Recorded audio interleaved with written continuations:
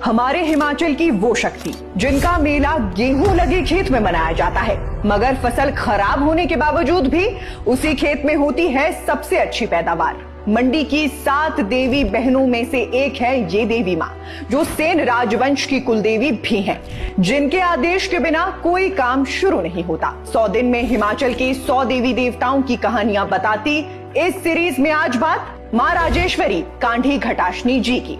मंडी जिले के शिवाबदार गांव में उत्पन्न हुई मां घटाशनी की कहानी रहस्यमयी है। कहा जाता है एक समय इस गांव में अचानक लोगों की मृत्यु होने लगी। कोई कारण नहीं समझ आया। तभी मां ने एक व्यक्ति के स्वप्न में दर्शन दिए और बताया कि छनछड़ी नाले के पास मोती का एक पेड़ है। अगर उसमें सुबह फूल खिले तो रात को किसी की मौत, और रात में फूल खिले तो सुबह किसी की मृत्यु तय मानी जाती थी। मां ने उपाय भी बताया, अगर ठीक 7 लोग एक साथ मिलकर उस पेड़ को उखाड़े तभी ये संकट टलेगा। लोगों ने आज्ञा मानी। पेड़ उखाड़ते ही एक व्यक्ति में देवी शक्ति प्रकट हुई और मां ने कांढी नामक स्थान पर अपनी पिंडी होने का संकेत दिया।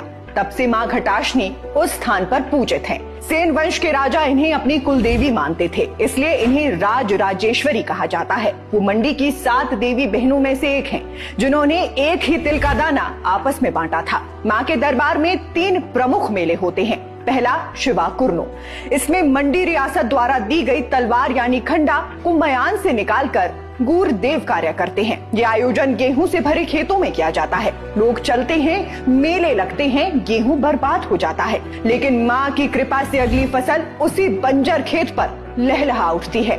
दूसरा मेला आषाढ़ महीने में होता है। एक अशुभ पौधे को उखाड़कर नाचते गाते गालियां देते हुए उसी नाले में फेंका जाता है जहां कभी मोती का पेड़ था। तीसरा मेला अश्विनी माह की पूर्णिमा के बाद मनाया जाता है, जब मां रथ पर सवार होकर गांव के हर घर जाती हैं। लोग अखरोट और फूलों से उनका स्वागत करते हैं और मन्नतें मांगते हैं।